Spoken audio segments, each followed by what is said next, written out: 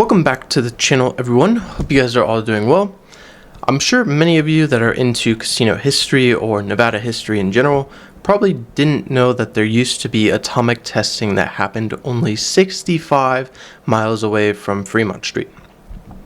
These tests were happening during the 50s. They were done after World War II, and this was during the Cold War era. Now, you may be asking as to why these tests were happening in Nevada and not somewhere else, and there's a slight link to why Area 51 is called Area 51. Now, most of Nevada at this time was federal land. That percentage of land being somewhere around 90%, and it was said that Nevada was the obvious choice.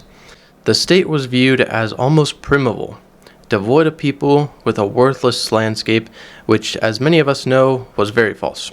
Nowadays, the city of Las Vegas is home to around 650,000 people, and Henderson is home to another 300,000 people, meaning that the valley that Vegas and Henderson is located in is home to close to 1 million people.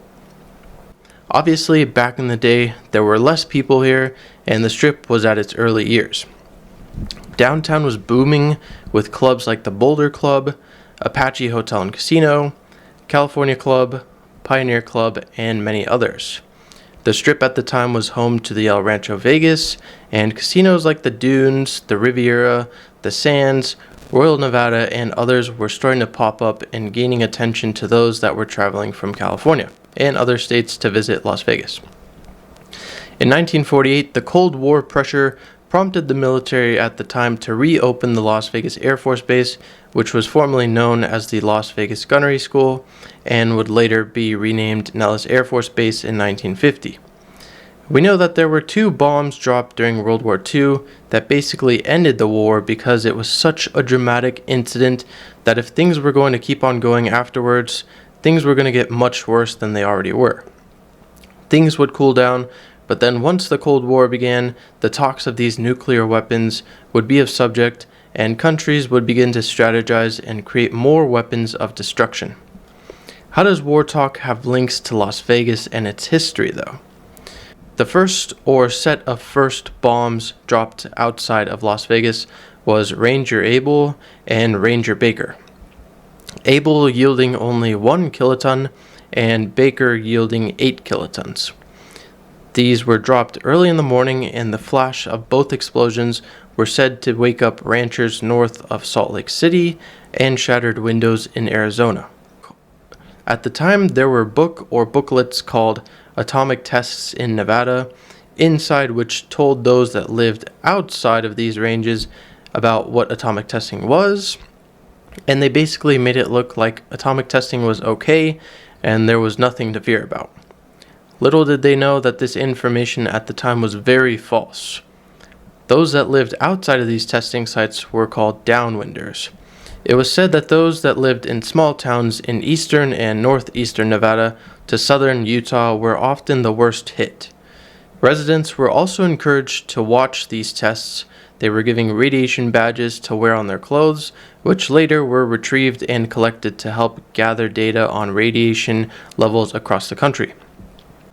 The unfortunate thing about the tests were that when they happened, the wind in the atmosphere would take the radiation fallout miles away, which would later affect those that didn't even notice that they were in trouble. Their livestock would get burns that would come out of nowhere, and their crops that were outside would no longer be able to be sold or eaten. Many times ranchers would go to court to try and get compensation, but would always lose because the government and officials didn't believe that the radiation was doing this. Along with that, they didn't know the full-on effects as to how bad radiation exposure was. Fast forward a few years, we would get this wave of atomic culture in Las Vegas. At this time, there were about 24,000 people living in Las Vegas, and people loved being able to see these mushroom clouds from downtown, and it was bringing lots of business to downtown. Along with being able to see the flashes, clouds, and also being able to see the full-on tests, the casinos were doing very, very well. Some casinos like the Fremont, Hotel Last Frontier, Pioneer Club, and other clubs became places not only to be able to see the clouds from Vegas, but some of them also had tours that took you up close to see them in full effect. People would stay up all night or wake up early in the mornings to see the flashes light up the sky, and this became something bigger than imagined. You would see lots of these tests used in advertising, and many places in Vegas would start to name their places Atomic This or name their drinks after the atomic tests. Along with the casinos, the general population started to normalize it too. Mushroom clouds became a trend. They were seen on billboards, in hairstyles, and even in costumes.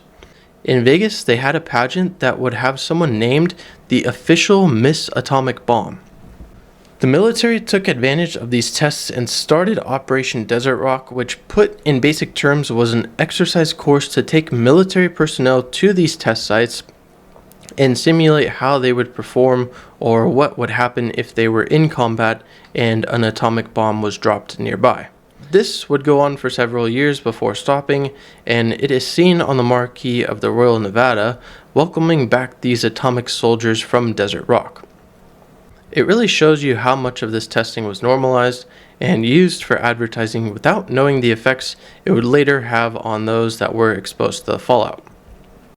Over the years of 1951 to 1992, there were over 900 bombs tested outside of the city, many of them being the ones that we're used to seeing, and then after 1963, a total of 828 tests were done underground because of the Limited Test Ban Treaty.